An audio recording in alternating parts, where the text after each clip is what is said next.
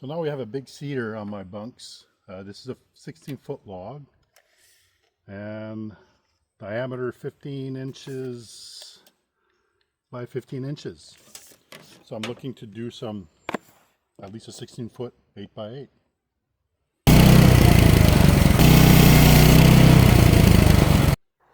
Owning a sawmill is pretty fun, keeps you active, but keep in mind that these are, roughly 600-pound logs where you have to manhandle them to put them in position. So owning the right equipment.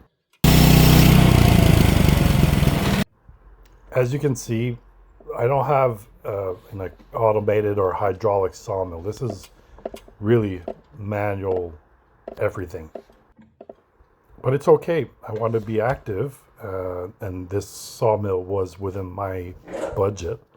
I'm not a company, so I'm not making money off of what I produce. This is for personal use.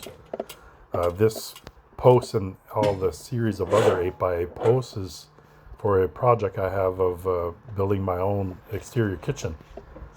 So this is the first steps toward that end of project.